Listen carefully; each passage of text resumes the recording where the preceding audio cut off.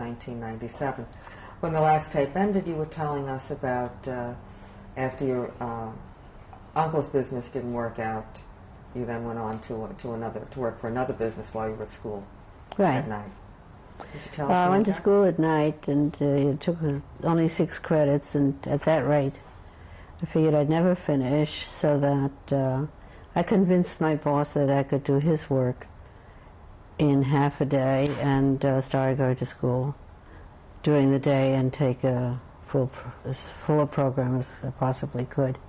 And that way, at least, I eventually finished. And what were you studying? I was majoring in biology, and you had to have some sort of minor, and this was during the war, so it had to be something with a practical application. So I I went into clinical pathology to become a clinical technologist, which was kind of related to the biology. How did you become interested in the sciences? I think I liked biology when I was in high school. And I guess the fact that I got 100 on the biology regents didn't hurt. I guess I had an interest even then, and I liked it. And actually, I started out as a business major and found out in no time at all that I didn't like it. So I dropped that and I went into biology. And I did very well at college. I got into Phi Beta Kappa. So I did all right. I graduated cum laude. And by that time I had met the man who was going to be my husband, so that took up a little of my time. I'd like to go back to the war. What memories do you have of the war and what you did during the war and what life was like in general for a young girl in wartime? Well, you know, the first thing was that all the boys disappeared. We had this social group, and eventually it was just mostly the girls. There were 1 or 2 boys left. My boyfriend left, and so we had a lot of girls' parties. I was in college, so and I went to a girls' school, so it wasn't that different because we were used to just having girls. But yes, our social life changed a good deal. Maybe it was good because I studied more. We didn't have a car, so the gas shortage didn't affect us, but a lot of people were pretty unhappy with that. And some of the shortages in the food didn't bother us much as maybe for some other people. What do you remember about the rationing? Well, that's what I'm saying. We didn't affect us too much. We could manage to get what we needed, I think. And you know, something else that I didn't mention before because I didn't think of it. We didn't have very much money. We had very little. I mean, I did babysitting morning, noon, and night just to make what I needed for my clothes and things. And my father had this porter's job, and you know, money was very tight. And my father, when he was at this physician's hospital, used to take home leftover food, you know, not used food, but leftover, and that we would have that to eat. And every day, you know, we'd say, "What did you bring today?" And apparently, he got into trouble for that, and the police. No, the people from the hospital came and they looked and they found some of the food, and they gave him a warning at the time. But anyway, that's how bad things were. So that's maybe one of the things was during the war.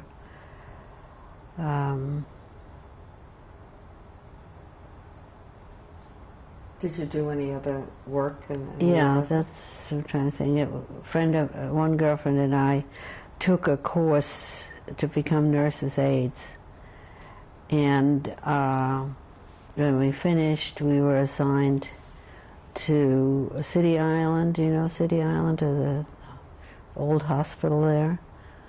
And we helped. We worked there. You know, we were both working, but we put our hours in.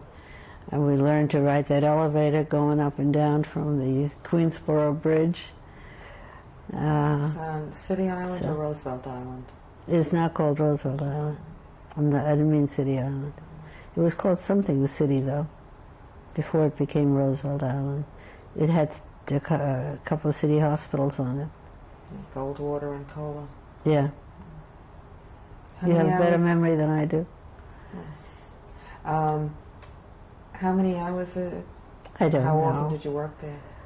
I guess we went once a week, something like that, during the better part of the war. My friend had another friend who was there, and she managed to find a physician to marry her. So she was, I think she was there for that purpose. We weren't. We didn't find any. Nobody found us. But we did do the work because we wanted to, and it was very rewarding. Yeah. I guess the question that people are always very curious about is, as the war was going on, how much information did you have, did people here have about the final solution? As far as I know, as far as I remember, we really knew nothing. There was nothing in the papers that mentioned final solution that I remember. We know we'd lost contact, but we figured that was the war.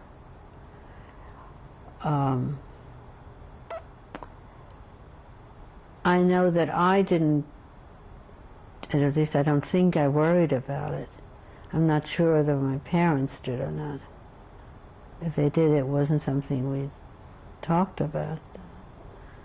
As far as I said, my memory is not that great about it, but I don't think we knew. How did you react? How did your parents react when you found out? I think the first thing was that you couldn't believe it. It was so, you know, when the words came in about liberated camps and so on, one after the other, and nobody could believe it. And then we saw the pictures. It was very, very upsetting, very depressing. And you just couldn't believe it. I mean, that was the time when you didn't know yet whether Hitler was dead or wasn't dead and so on. And, you know, everybody said, you know, somebody's got to find him and do something to him and his little henchmen. But I don't think that it ever, I don't know whether it ever really sank in when you started talking numbers. So. Did your parents try to make contact with their relatives? Absolutely. And were they able to find out any information? Eventually. My father corresponded with, he had a niece, a couple of nephews in Zurich, in Switzerland, and she had actually gone into Germany to find out that my aunt had been deported. Her husband had died and my aunt had been deported. She reported that the maid had seen her march off, so we knew that. And once we knew about the camp, we didn't know that she'd been killed. But once we knew about the camps, we assumed that. And then my father got confirmation of it. I think again through this cousin of ours in Switzerland. And she also found out that my cousin, who had also disappeared, had also been killed, both of them in Auschwitz.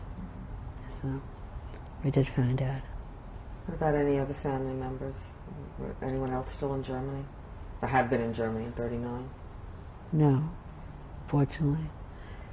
Most everybody that, you know, direct relatives had left.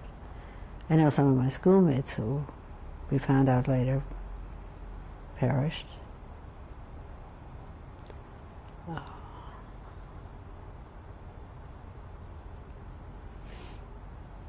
started telling us before about the man. Pardon? You started telling us before about the man that you would marry. Oh.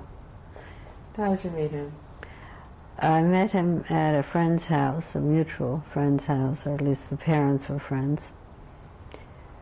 And he had just come back from the Army. The mother's friend had 3 daughters, all non-married. And I guess they had some thought of, they invited Rudy when he came back. And I happened to be there. I was very friendly with the middle daughter. We had traveled together and we were very good friends.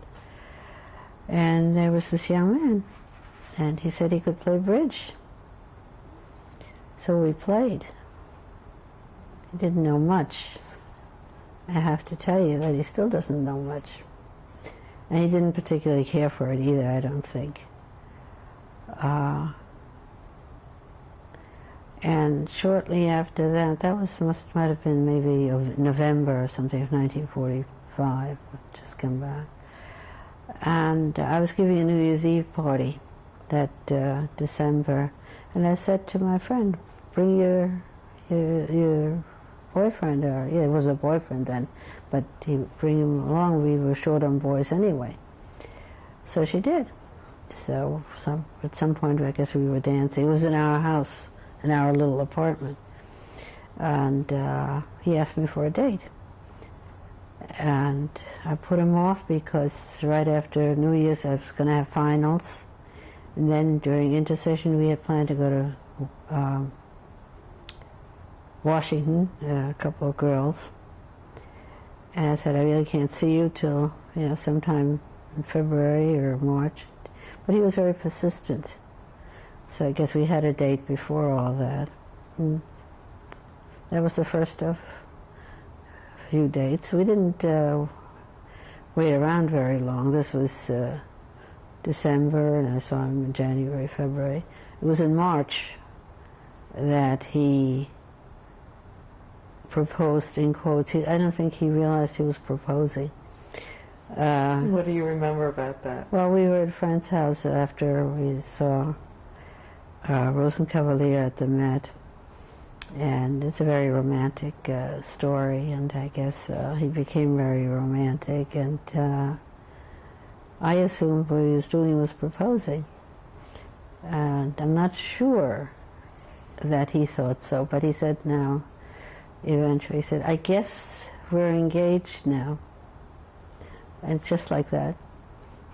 And I said, yes, I guess we are. So that was it.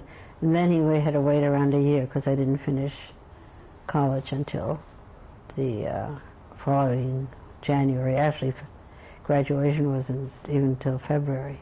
I graduated February 18th and we were married February 16th. So we waited around a long time, but it was a nice wait. We did lots of things together. So that's it. And it'll be 50 years next February, next month. So I guess it worked out. I guess so. What did you do in terms of work right after you left school? Right after I left school, I took a job in the Department of Physiology at Hunter as a secretary. I was no secretary, but the chairman of the department is a woman, was very impressed with my academic credentials. And so she figured she'd rather have me not be a good secretary, but be intelligent enough to handle things. I still can't type. But I had that job, and at the same time in the fall, I started at Columbia to work on my master's. And when I started at Columbia, I stopped being a secretary, and I stayed in the same department, but as an evening laboratory assistant. so that I went to Columbia during the day and went to Hunter 2 nights a week to do the lab preparation for physiology. And I did that for a year. And after that year, I got my master's. By that time, I had started to do some substitute teaching in the physiology department. I was a biology major, but the physiology, that was part of biology, so that I had no problems with the material. And I kept on doing that. I did substitute teaching at Hunter for a few years. After about 3 years, we decided to have our first child. And I was trying to go on at Columbia with, I worked on a doctorate, did a problem that fizzled out, and decided that it was a good time to start having a family. So I did, and I had my son Michael. Our son Michael was born in September of 1949. And I still always kept going with the evening job, 2 nights a week, because Rudy would come home and I would go out and work. And let me see, what did I do after that? We were living in an apartment in Flushing, and I was just busy bringing up a baby and helping my parents a little bit. They were getting older, and that was full-time work at the time.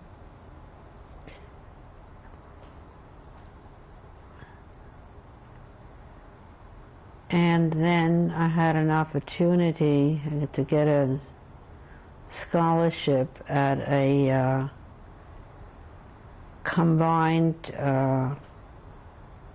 program between Sloan Kettering Hospital and New York Medical School. And they offered me a full scholarship to go there and to get my doctorate. And I started to do that, and I started to take courses and took quite a few of the courses. Started a problem again. This time it was a physiological problem at Sloan Kettering, but I was just not making any progress. And my father at that time was found to have pancreatic cancer, and there were home conditions and things that I felt at that time needed priority, and I was still doing my substitute teaching at Hunter, sometimes as much as a full program. So I was too busy to really finish that doctorate. It was very difficult. It was all, I was in class with students who had MDs and were getting PhDs, and it was a very high-level program. And I didn't have the time to devote to it. So I took some of my courses, which was good. They were taken with the medical students, which I liked, and it was very good. But when it came to the individual seminars for the graduate students, I didn't have enough time to do the reading and the research, so I gave it up. That's why I don't have my PhD. And then we had our second child. Shelley was born in October 1952. And that's our family. Tell me about Michael and Shelley. Well, of course, they're great kids. Naturally. Michael was very easy. He was an easygoing child. He grew up almost by himself. He was never wild. He was never difficult. He was bright. He went to Flushing, to Roslyn High School, which is a fairly demanding school, and did B+ work, and then went to RPI, thinking RPI is Rensselaer Polytechnic Institute, thinking he was going to be a physics major because he'd heard so much about the Hertz physicists. He had a hard time with it, and he really didn't like it. After 2.5 years, he decided to switch. And he looked for a major that he could finish in 1.5 years, and he found out that was psychology. So he switched his major to psychology, he graduated, then he decided, or during that time he decided he wanted to go to law school.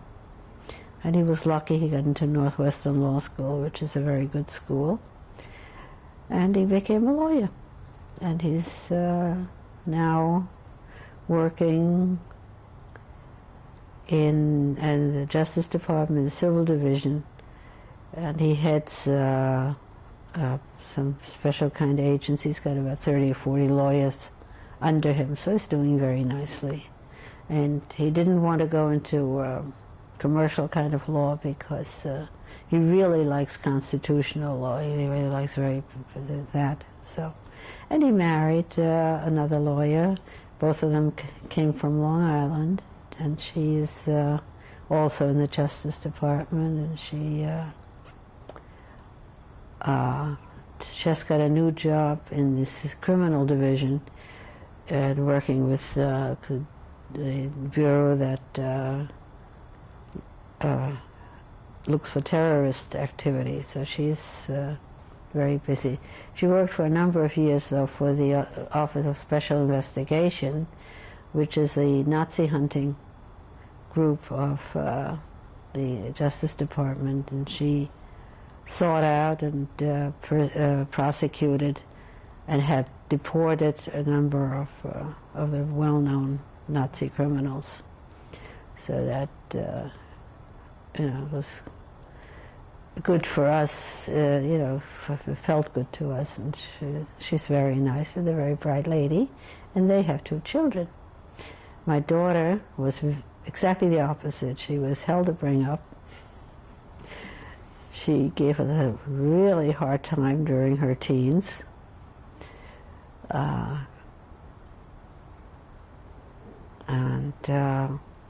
She just about flunked out of the first college she went to. And I made her come to CW Post because I was there. She could go free. And then she graduated summa cum laude. So it's just a matter of stopping to play the bridge and getting down to studies. And then she got a master's in special ed at George Washington University in Washington.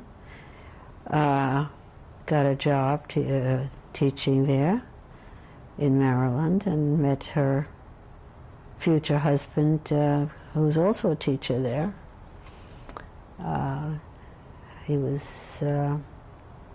He had been married, but the marriage was over, but he had to go through an official divorce, and then they married, and they also have 2 children. So everybody's okay. Was there a time after your daughter was born that you decided to go back to work? Oh, yes. I went back to work trying to think when. Shortly after she was born, I guess.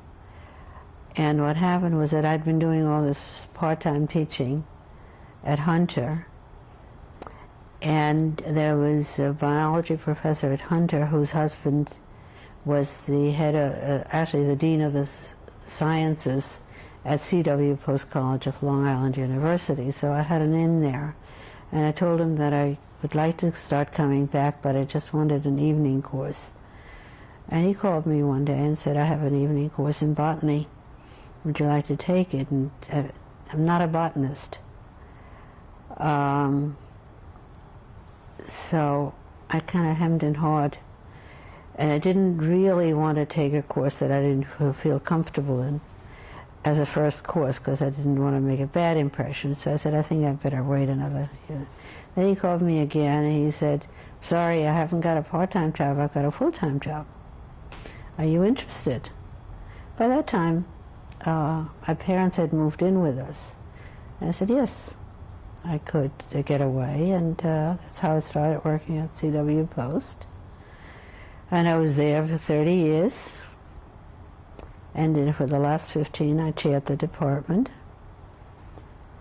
And then I decided I had enough.